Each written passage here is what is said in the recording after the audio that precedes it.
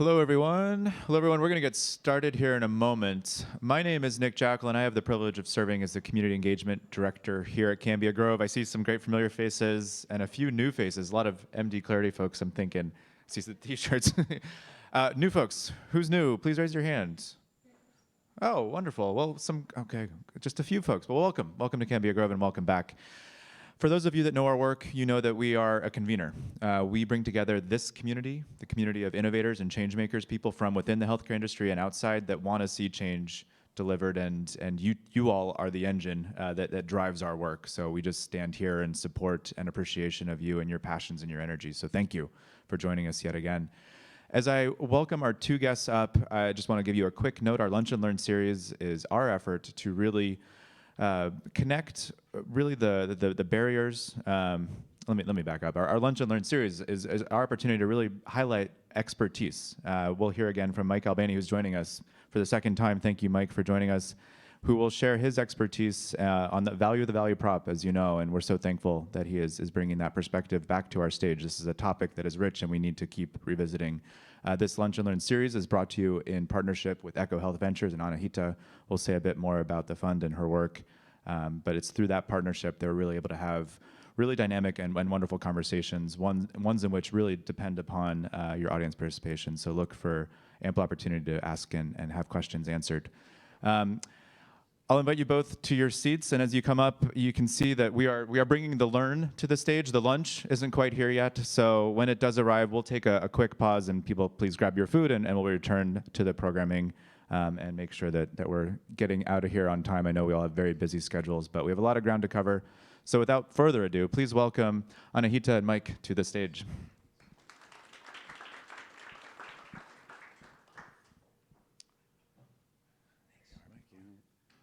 Start with the presentation part, or just quick intros? And do you have introductions and then yeah. So, do you want to do the room survey? Perfect. Okay. So before we get started, just want to survey kind of who is in our audience. So how many of you are entrepreneurs, founders?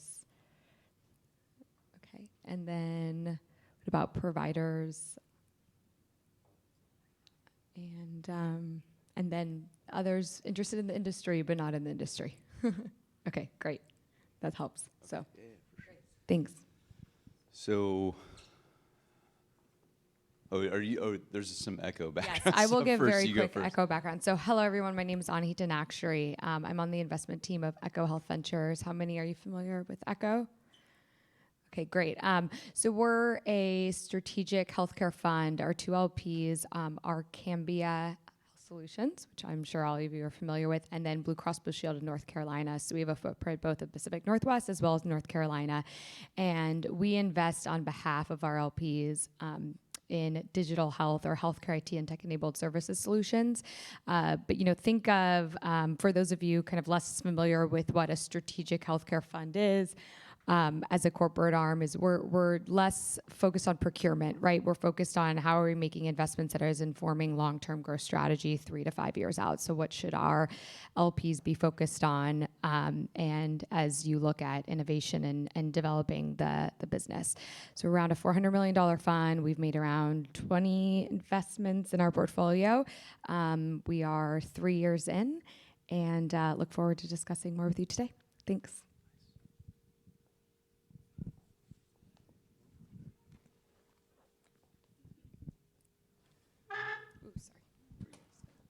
So, Mike, thanks for having me, and hopefully can give you something to take away here today. I'm going to go through a brief presentation, then I know we're going to do more an interactive QA and try to get you guys involved and ask some questions. But I'll just introduce myself. I'm one of the founders of MD Clarity, which is a price transparency company for healthcare. Essentially, we take pricing data and help providers solve all kinds of problems, whether it be sharing it with patients, whether it be transitioning to new types of value-based care agreements and understanding the impact of those, all about pricing and cost and how to leverage that data in the healthcare system.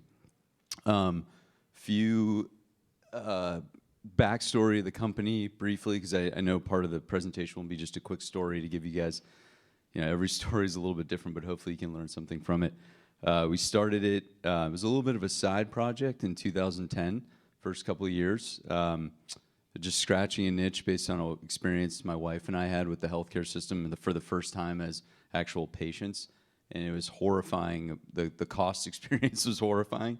And it basically just led me down a path of looking into that problem and ended up building a company, and here we are today. So never expected it to happen, but that's how it works sometimes. Set the stage for this whole value prop conversation. Just wanted to give some terminology framing and what these things mean, because you hear this all the time. Value proposition, product market fit, what does it mean?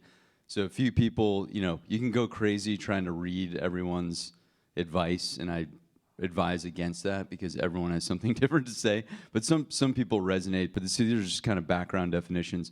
Steve Blank, the customer development guru, basically just simply defines value proposition as what makes you unique and valuable. I mean, that's like the easiest way to think about it. Y Combinator, make something people want. I love that because it's simple and it's the truth. But then people forget about the value proposition side, and that's I'll get into from our story, is that you can have a good value proposition and make something valuable, but the market might not want it. It's kind of an issue. So product market fit is kind of like how you merge together, kind of pull together the value proposition with the underserved need of a market. So again, you could build the coolest thing ever that's valuable for a small amount of people, but it may not be something that the market really needs. So we'll talk a little bit about how to get there. There's no magic formula for it, but we can at least tell our story. So then, because we have Anahita here, I thought I would kind of relate it to venture capital and raising money. Fred Wilson, who some of you guys might know, I thought this was kind of an interesting take on it. For those, how many of you have tried to raise capital or have done it? Okay, so seed stage, you can think of, finding your product market fit. You shouldn't be taking in millions of dollars until you figure that part out. Second step, Series A, and Anahita, we can talk about this in our conversation, is more like, okay, you've kind of nailed the value proposition, you've met the market need, and it's time to pour some gas in the fire and build up the team. And then Series B is kind of the next step from there. Why is the value proposition and this whole product market fit idea important? It's the number one reason startups fail. Basically, anyone will tell you that who's failed, and I've failed other things. You either build something that nobody wants, or you just don't have a good handle on the value prop. And we'll get into that too. So this is we're going to skip past this, but I don't know if you all know who Jeffrey Moore is. Great book, Crossing the Chasm. It's a classic. You should all read it. About kind of moving from the visionary customer to the mainstream customer. He's got a great, simple framework that I remember sitting down as I was in the early days thinking about what am I doing, and it was kind of a nice template to fill out to really force me to think through it. So you can look this up, Google it. Stripe, great example of like nailing the value proposition and the market need and finding product market fit. They built, essentially make it easy for developers to plug in payments to their applications. Super straightforward value prop, huge market need. They obviously are a good company. They nailed it. So a little bit about our story. As I mentioned before, started out as kind of a passion project. Cost, quality, transparency, both, and felt like, all this talk about rising costs and quality, but nobody actually has access to this information. So that's what led me down the path, for better or worse. And basically the original questions I was trying to understand is back in 2010, there had been insurance companies that were trying to publish portals to show prices, and there were other kinds of marketplace startups, and all of them had pretty much failed or nobody was using them. And so I was trying to understand why and who's interested in this. Are patients interested, doctors, hospitals? And so that was kind of my original mission. And I found that ultimately the provider, I found some providers early on, doctors' offices, that basically just their doctors felt like this had to exist, right? So they were like, at any cost, I need my patients to know their costs. It's my duty. And I don't want anybody walking in here without knowing what to expect. I thought that was great. I thought everyone was like that. I'm like, this is amazing. I just stumbled into this thing. And so I was very focused on kind of that intrinsic value initially. Like everyone wants to know the cost of their healthcare, so why wouldn't everybody want this product? It's great. And so we did find these early visionary customers that, again, the doctors felt like it was the right thing to do. And so kind of like fooled us into thinking we had this nailed. But when we kind of went up market to started talking to more customer or prospective customers, there was every resistance possible, which is, it's not my job. My patients are going to get scared off. My staff is too busy. They've got too many Post-it notes already. It's not in my Epic system. So if it's not in Epic, I don't want it. I don't care how good it is. And what's the ROI of telling my, being transparent with my patients? I'm like, I don't know, because it's good. I couldn't answer any of these questions. So we sort of had to go back to the drawing board, realizing that our value prop that we thought was important, like 95% of people just didn't care about, which is pretty sobering. And you feel like you wasted 2 years of your life, but we figured things out for the most part. So we went back to kind of those early visionary customers. This is just some recommendations, and we'll get to the learnings. And we were able to get people to use it, and they were loving it. And just we're asking them, what makes it valuable to you, and how could it be more valuable? 2 simple questions, and you learn so much. And also, rejection is great because it gives you an opportunity to understand why people are rejecting you, and it's always good to ask questions. So, asked a lot of questions of customers and people that rejected us, and basically found that we were talking about this thing completely the wrong way. And the stories that we were hearing was that it was a big thing was conversion. So a lot of like surgical practices that were using MD Clarity basically were saying, hey, I used to have all these patients that were too scared to get treatment, and now they know the costs and it's clear and I can help them pay for it over time. They're more committed to getting the treatment. I was like, oh, that makes sense. And then apparently, some of our customers, it had taken, let's say, if you've ever tried to get a cost estimate from a hospital, someone will call you in like 5 days maybe and give you like a range of $100 to $1 million or something.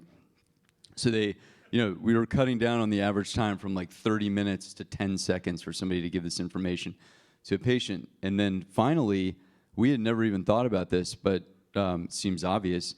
They were using it to basically collect all or get somebody on a payment arrangement or collect from them at the front end of the healthcare process, so they didn't have to send them a bill later. And I was like, again, obvious, makes sense, just we weren't thinking about those use cases. So patient debt was gone. They didn't have to send all this mail to people. So we basically just kind of reframed our value proposition as, hey, you never have to send another bill to a patient, essentially.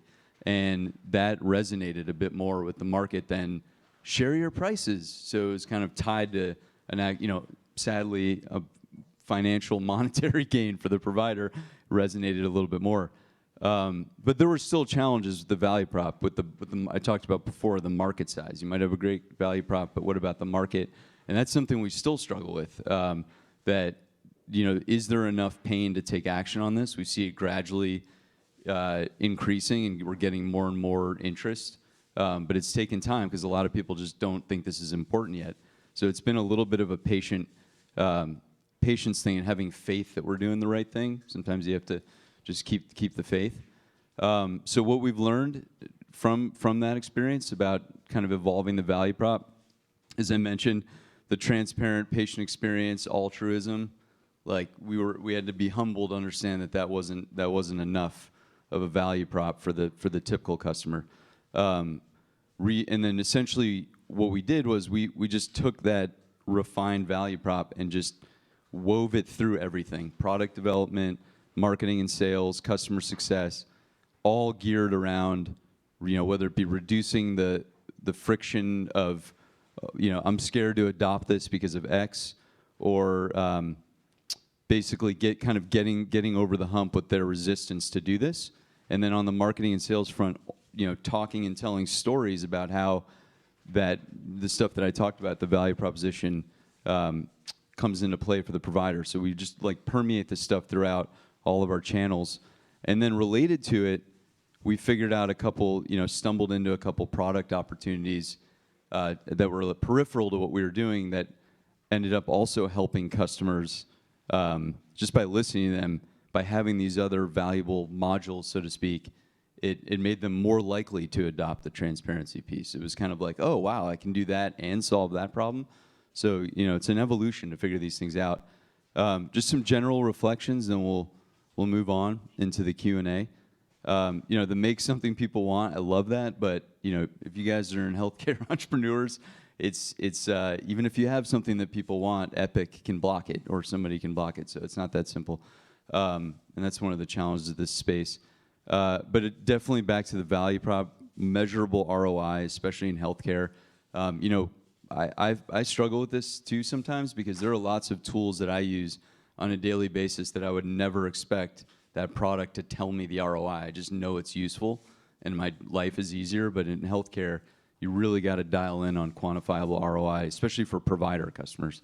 The workflow impact, again, your value proposition might be cool, but if it doesn't plug into their daily routine and their systems and their workflow, they're going to resist it. And really, in terms of the last couple points, continuous learning around the value prop, it's a constantly evolving message, right? You have to continuously learn and ask questions to your customers about what they find valuable and weave that into your message and your value prop. It's a sort of evolving thing to nail. And then, we talked a little bit about the market challenges. It's really it's hard. This is easier said than done, but because there's so many big monolith companies in healthcare, like the Epics I've mentioned, and I hope I don't sound bitter about Epic, but they're just like they're tough. There's a lot of blockage. So you almost have to, and you hear this cliche, you got to make something 10 times better or 10 times more unique. You should really think like that, because if your value prop is not 10x better, they're going to find every reason to not, give you the time of day, basically. So that's about it. I know this was supposed to be brief. Since Anahita's here, I was thinking we were bootstrapped, right? So a lot of you out here, I don't know, show of hands, I think I already asked this maybe, but who's involved in raising capital or has raised capital for their current? Okay, a couple of you guys. So we were bootstrapped. Hard road for sure, but some of the pros I just wrote down, then we can discuss it. Basically, if we didn't figure out our value prop, we were going to, perish. So it forces you to figure it out pretty quickly.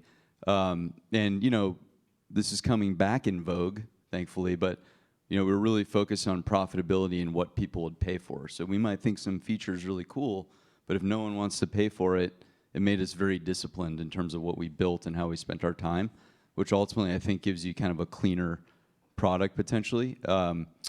And then basically every, kind of already alluded to this, but every decision you make has to be extremely laser focused on, how does this help us survive, basically, which is good. It keeps you lean. And, one of the other benefits, if you do decide later to take funding, chances are you've really have been forced to find this product market fit idea. So when the venture capital comes around, it's not speculative. You've already sort of got it dialed in. And it's just a matter of hiring people at that point. So it never always works that way, but ideally you're at that spot when you raise capital. The cons, there are so many projects, experimental projects that we wanted to do over time or hire people in advance of a wave of new customers. And we just aren't always able to, which that's a huge bummer, frankly. We'd love to be able to do more R&D. You have a little bit more room with that in, when you have a huge check in the bank. Basically, one of the risks also is being overly cut. We fall into this trap. We have certain big customers that take us for a ride, right? They're like, oh, we need this tomorrow, or, we're going to drop you guys, right? And it's kind of scary. So sometimes we're pretty disciplined about this, but sometimes you get dragged into things that you didn't otherwise want to do because some big marquee customer wants you to do it. It's very hard to resist. And then you really just have, if you're onto a big idea and you obviously don't have money in the bank, you have less time to sort of iterate and figure out the value prop and the product market fit. So it's nice to have the cushion. And then obviously the strategic partner, right? You can create your own strategic partners, but having somebody like Anahita and Echo, on your side, opening doors never hurts. So I think that's a big con to not having that kind of relationship. But that's about it. Be happy to reach out to me. I don't know if this is going to get sent out or whatever, but I'm not the most responsive guy on email sometimes, admittedly. So I put somebody else up there that knows how to find me at any minute of the day. So that's my quick background. I know we're going to do more of a QA and involve you guys, but hopefully that was useful. So. And How's we're lunch? Yeah. Most importantly. Yes. Yes. And so I think we'll get started on the Q&A period, and then we very much encourage questions throughout, so please don't hold them to the end. At any point, if either of us say anything and it sparks an idea, question, what have you, please just raise your hand, and don't be afraid to interrupt. On that note, this is being recorded, so please wait for the microphone. I'll run a mic around. So. Thank you. Yeah. Thank Cool. you. Do I get to ask you a question first? Or okay, cool. All right. Just in thinking about some of the things I covered in my brief presentation, from venture investor perspective, I'm curious about your thoughts on, I talked a little bit about market versus product and what's more important. People talk about team. It's all about the team. So when it comes to, you got three factors: team, product, market. When you're looking at opportunities, what do you feel? What's your thesis, I guess, on what's most important? Yeah. No, that's a great question. I think you can, just depending on the kind of the circumstance and the context, I think you can answer this question differently. But I'm going to emphasize probably team being the most important. And I say that because I think that's probably most underestimated by entrepreneurs that are approaching VCs, or is an area where if you look at kind of the investment methodology and differences across different firms, that's the emphasis on team is probably where you're going to see the most difference. There's a commonly used metaphor where, they say we have a preference to invest in the jockey rather than the horse, right? And so the management team, I think, is just a really strong reflection of the experience, the understanding of the industry, the understanding of the market, and the level of passion. So you were talking a lot about passion. I think, how you started your company, and why, and how you identified the problem and how that problem relates back to you. It's really kind of the foundation of where their company is going to go. So I think, management team is important. And then of course, I think product and market equal. But definitely management team is very important. What about for you? I mean, when you were thinking about putting a team together, or you were even comparing, how are the resources going to be allocated across, thinking about market, product, team? How would you prioritize those, or how did you prioritize those? Yeah, I swim around on this one over time. Actually, I veer back and forth on what's most important. I think you hit it. Like, there are certain people that say, "Oh, it's market number one," and if you stumble into a good problem with a huge market need, it will pull the product out of the company. Like, you'll just stumble into it. But I think ultimately it's probably what I've learned over time in healthcare. It's almost like that how good the product is doesn't matter. It's strange. It's like it's all about distribution, market, and team. I think that has the wherewithal to stick it out. Right? It's a slow industry, and you got to be super patient. There's no overnight success. So I think it's a combination of team and market, number one for me, where you don't have to always be the best product. You just maybe have to have found a big demand for something and have a really good team that's willing to stick it out. It's sad. It's kind of unfortunate because it doesn't seem like the best product always wins.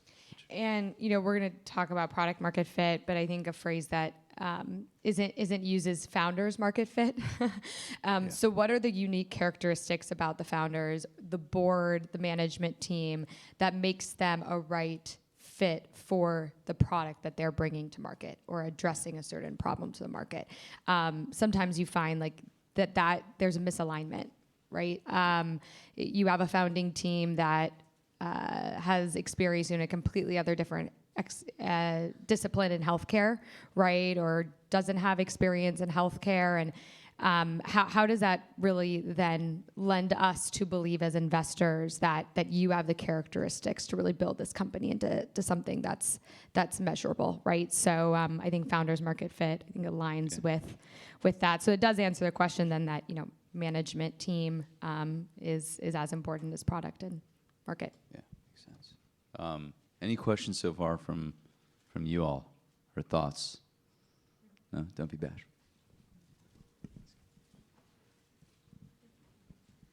Did you hire obviously the majority of your team after you received venture capital? Oh, we actually never raised Any. capital, so that was hard to figure out. I actually don't even understand. It's like I blacked out, I think, in that period.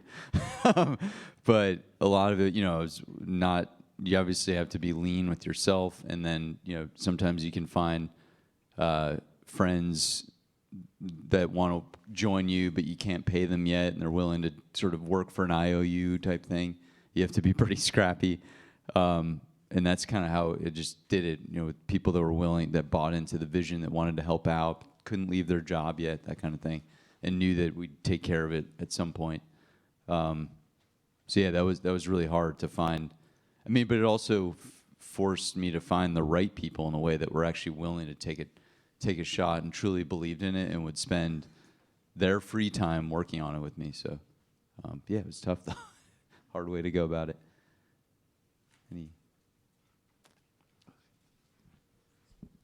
Just in talking about kind of building your team, and I know you mentioned like healthcare is obviously really important, but seeing as how MD Clarity is a tech or a SaaS play, did you feel like you wanted to branch out from healthcare and find people that were kind of more in tune with the tech, or did you feel like you needed a good balance of both, or just how did you kind of approach that? Yeah, it's a good question. It kind of depends on the role in the company. I think over time we were just trying to find good people, period, before we got too picky. But it's like the early on, like our first, our chief technology officer is right back here supporting. He was our first employee, and he knew. I mean, he didn't even know what a diagnosis was. I mean, he didn't know what a diagnosis code was, which was kind of good. He brought a little bit of a fresh perspective. But then over time, depending on the role, like our client services type roles that are talking to customers on a daily basis, and is very important for them to deeply understand the domain, because otherwise they're going to get chewed up by the customers. And so I think it just depends on the role. It wasn't a requirement for us because it's just hard to find good talent. It's sort of a nice to have that they have some healthcare, or like, I think one of the things we look for is that they have some kind of individual passion story for healthcare. Like they had some experience themselves or their family, and it's a problem they really want to solve. They might know nothing about it, but it's something they're passionate about. That's a huge bonus when looking at folks. Thanks. Yeah.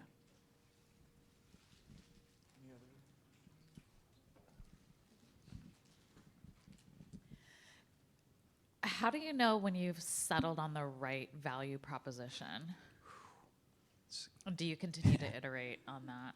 I continue to iterate. I would say that that's why I brought up the product market fit idea, because again, you could have a great value proposition, but if the market isn't there for it, it doesn't. I mean, not that it doesn't matter. Like not every. I mean, I think we all get caught up into thinking every startup has to turn into $1 billion company, right? You might have a small market for a great product, and that's fine. Like that's great.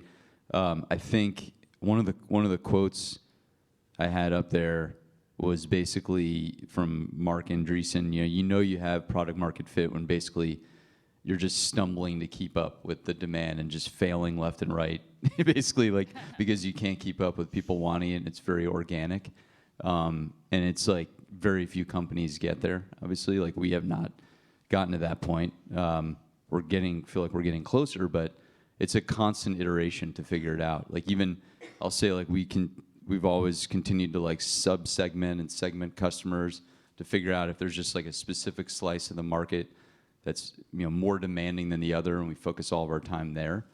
So it's an evolving journey, I would say. I wish I had a better answer for you, but basically, it's it takes a while to figure it out. Don't get frustrated. If you're passionate about the problem, like if I ever lost passion for the problem, then that would be a problem. But if you're still believe in what you're doing and there's enough signals that indicate you're on the right track, then you got to just stick with it. So. Thank you. What's that? It's the healthcare providers at this point. So we've physician groups, health systems, that kind of thing that want, I didn't get into all the specifics of our product, but at a high level that want to have this transparent workflow with their patients, have a very clean retail experience up front, no bills in the mail. So again, they think of it as like, oh, I have, instead of writing off 20% of my patient balances to bad debt, now I don't have to write any of it off. So they think about it more from a financial perspective than just an altruism. But yeah, so hopefully that answers your question. I have another question for you, unless there's another. Okay, there's more. All right. All right. That's good. Keep going. No, yeah. Obviously, your product's dependent on your providers and the insurance policies. Yeah. Can you tell us about those interactions and how they might be helping or thwarting the product? Yeah, I talked a little bit about some of the. We'll talk about the providers and the insurance companies a little bit about the market resistance that sort of limits the product market fit for us. Is that a lot of people just don't. A lot of the providers just don't want to deal with this. They view it as like they're already drowning in administrative nonsense for the most part. And it's like, oh, I got to add another responsibility to my plate to share costs with people. And I'm used to this thing where we just send them something in the mail after the fact. And what do you mean it's not integrated with my system? I can't use 2 different software applications on a daily bit. Like we all use 7 different things. They're not used to that, or they're very insistent about not being that way. So there's all kinds of pushback, no matter how good it is. From the insurance company side, yeah, it's keeping up with the specifics. They're not really in our way because we don't work with them, but we have to take into account the way they apply benefits for patients and their policies around costs and prices, and that is a moving target. And so we always have to we're almost basically trying to reverse engineer what they do so that people can have a transparent experience. And so they don't get in our way per se, but it's a matter of us abstracting their complexity into our product and allowing people to have more insight into their benefits and how it's going to apply for an orthopedics visit or in vitro fertilization or whatever it may be. And because the insurance company's not doing a good job of that for the patient. So for better or worse, we've tried to take that on for the provider and the patient. It's a hard problem. So anyway, hopefully that answers your. Thank you guys both for coming and speaking. I know, Mike, you touched a little bit about the relative advantages and disadvantages of bootstrapping a company, but I'd love to hear a little bit more about, from your perspective, about the relative advantages and disadvantages from a value proposition standpoint to working with venture dollars instead. Yeah, I mean, everything that he had on that slide, I would agree with. I think, I have a little bit of a different vantage point because in the world of venture capital, right, there are strategic investors and then there are financial investors. So when you hear institutional investors, those are kind of your Andreessens, your Arch, your Bessemers of the world, right? So strategic investors, what they're bringing to the table is an opportunity to commercially engage, right, and find avenues for commercial partnerships with LPs and also open doors with not only your LPs, but other similar like-minded investors in the market.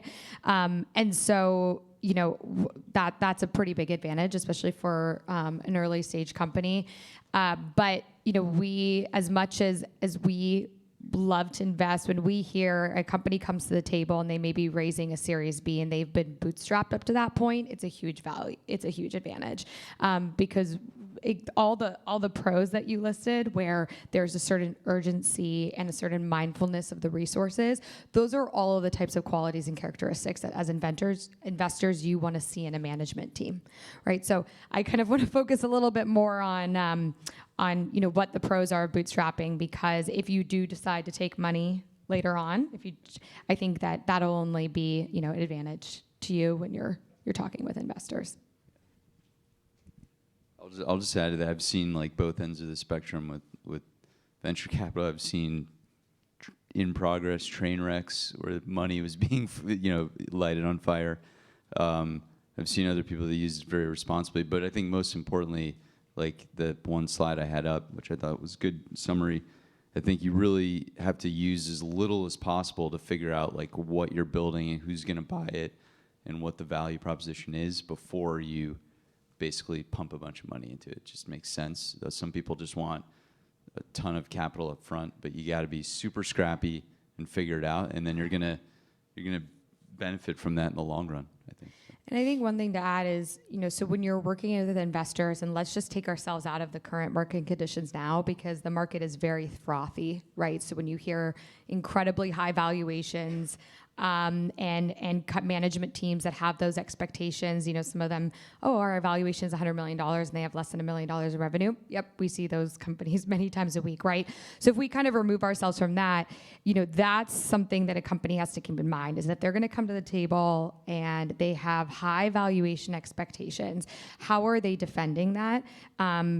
Because I think if maybe outside of Silicon Valley, a lot of funds have a much more kind of mild-tempered and I think sensible viewpoint around valuation. So you're going to need to defend that. So I think bootstrap companies absolutely are thinking of those things, but you're going to have to actually confront those conversations, right? Depending on the fund that you're talking to. And I think especially as gravity takes hold in the market a little bit, I think more and more of the conversations around valuation and how you're defining that and how that's being measured, that's going to come to the table. So you need to have that prepared.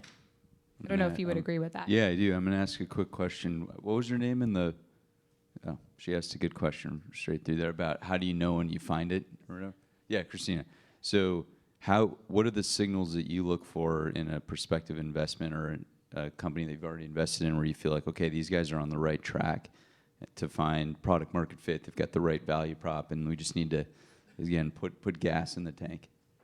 Kind of what are the triggering points? Yeah, or what do you just notice as the patterns of when... Yeah, I mean, I think they're beating out competition, right? I think the healthcare market, multiple players can exist in the same subsegment and still be successful. However, I think a lot of different markets within healthcare right now are becoming very crowded and very noisy. Just one example is the adherence space. You have a lot of companies coming to the table. We're going to address medication adherence. We're going to do it this way. And they may have a lot of different avenues of doing that, but their total addressable market is the same and the value proposition is the same, right? And so more and more we're seeing that if you can beat out the competition, if your sales cycles are shorter, if you're organically pulling in customers, whether it's B2B or B2C, at a faster rate and more organically than other players, I mean, that I think is a really good indication that you've kind of hit at least the first step in the value proposition jackpot. And I think that there isn't enough emphasis on that because there's this belief that it's okay that the market's crowded because there are enough problems to solve. But the reality is that for a lot of these different areas, there's going to be one or two players that end up, having a successful IPO or a successful acquisition where, the multiple makes sense, right? So I think, we'll talk about competition a little bit more, but I think that's a pretty good indication. Yeah, it makes sense. Yeah, like I was trying to say to Christina, if you have good signals at least, like you have some early customers, people have adopted your product, they find it useful, but you're having long sales cycles and it's taking forever to convince people to adopt it, I think continuing to like find your right customer, even if it's small market, right? Even if it's, pediatric surgeons in Omaha, Nebraska, all want it, then focus there and monopolize that and then move on to the next segment. So it's just a matter of like finding the right market if you're getting good signal. Yeah, so it's tough. It's super hard. So.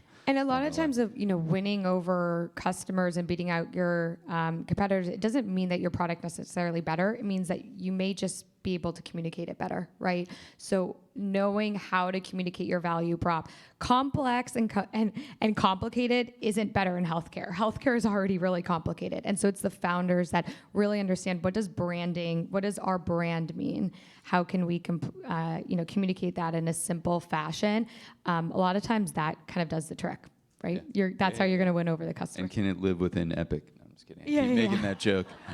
We can't end there. We only have 1 minute. But is there a final question? Just a quick question. I want to make sure we capture everyone's feedback. One quick question. Wonderful. That will be for Anahita.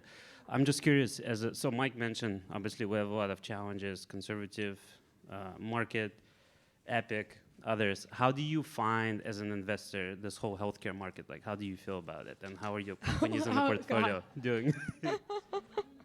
That's like a 9-hour question. Well, and, you know.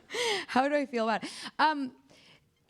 So I also, from a investor's perspective, I think I'm hopeful that we're entering a more rational stage, right? I think that, if you really look at the history of digital health investing, really started in 2009, 2010. I think we've surpassed a lot of the, first generation direct to consumer, even first generation B2B platforms. I think we're finally in a spot where we can identify certain winners, right? Whether it's Livongo or GoodRx or PillPack, and these are easy players to think off the top of your head, and not just those that have IPO'd, right? Those that, when you think of a category, there is a clear winner in that category, right? And so I think, and just given the market conditions, I'm think that the rationalization around valuations is coming, and I think that's what we're looking forward to, because I think it's going to eliminate a lot of, and kind of gravity will take hold of a lot of businesses that haven't been able to prove product market fit, or have just not been able to figure out how they're going to make money. And so I'm just generally speaking to these things, but I think that's what we think about in this next decade is, I think those that have been able to establish product market fit are going to continue leading in their categories, and we're going to see kind of a lot of companies that are realizing that they just can't continue to rely on VCs pouring money and agreeing to high valuations. I think we're just in a different phase. Wonderful. Well, thank you guys, and please join me in thanking our panel and this Lunch and Learn series. What a rich topic area. We could spend hours and hours talking about this. But thank you all for joining us. You will be receiving our newsletter if you haven't already. We have a number of events coming up. Please join us at those, and we hope to see you at a future Lunch and Learn or open house or 5-year celebration on the 30th of March. So thank you all for joining us.